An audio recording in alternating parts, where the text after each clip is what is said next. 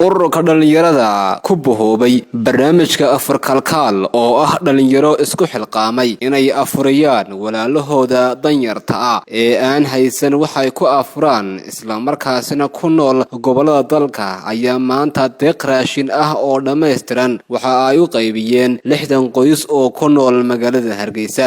deeqdan raashinka ah ee ay dhalinyartani ku bohoobay ururka afar kalkaal ay u qaybiyeen ayaa ay ugu talagaleen in dadka danyarta ah looga faa'iideeyo bisha barakaysan ee Ramadaan, iyaga oo sidoo kalena sheegay in maalmaha soo socda deeqdani oo kale ay gaarsiin doonaan qaar kamida gobolada dalka. waxaana ugu horeyn halkaasi ka hadlay Axmed Yaasiin Sheekh Cumar oo ku hadlayay afka ururka, waxa uuna sheegay in deeqdan raashinka ah ee ay bixinayaan ay tahay sanadkii labaad ee ay u bixiyaan si xiriira, isaga oo sheegay inay sii wadayaan deeqdaasi oo ay gaarsiin doonaan gobolada dalka.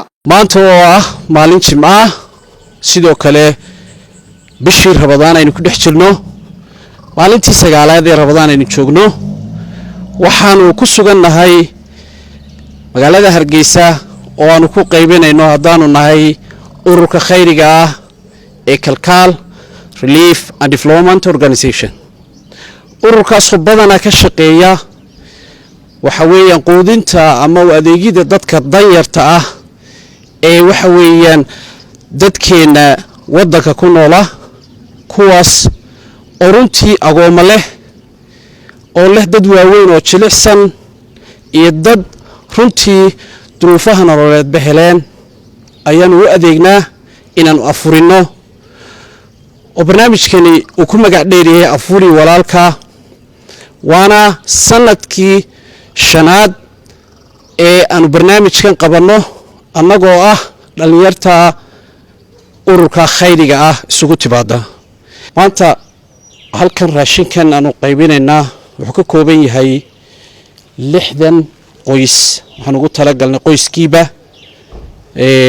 sonkortii, daqiiqdii iyo bariiskii iyo saliidiiba, halkii qoysba raashin ku filan hal bil oo ugu talagalnay ayaanu halkan ugu qaybinaynaa 60 qoys. waxaananu ku furnay gobolka Maroodijeex gaar ahaan magaalada Hargeysa. waxaana insha Allah maalmaha soo socda bari la saan dambe aanu geyn doonaa raashinka labaad magaalada Burco hadii alla idmo. waxaan ku baraarujinayaa dadka khayrka jecel ee bishan runtii garanaya mihnada iyo barakada ay leedahay inay ka qayb qaataan khayrkaasi oo ay wax ku soo darsadaan afur kalkaal, inay afuriyaan walaal baahan oo u baahan la afuriyo, walaal u baahan in loo adeego. dhankiisana waxaa halkaasi ka hadlay mid kamida dadkii ka faa'iideystay deeqdaasi, waxa uuna u mahadnaqay ururka dhalinyarada ee barnaamijka afur kalkaal, isaga oo ka sheekayay baahida ay u qabeen waqti xaadirkani deeqdani maanta ay heleen. qoladan maaragtay hadii la kuna afur kalkaal Allah khayr ha siiyo.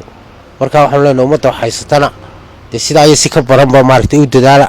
hadii la ku rooyahay dad badan wallahi dhibaataysan ba xaafadaha iyo wadanka ka jira, qaar soo qaxay, qaar xoolo ka madheen, qaar kale iska dayro magaalada gudaheeda aad iyo aad baan ugu mahad celinayna insha Allah taala.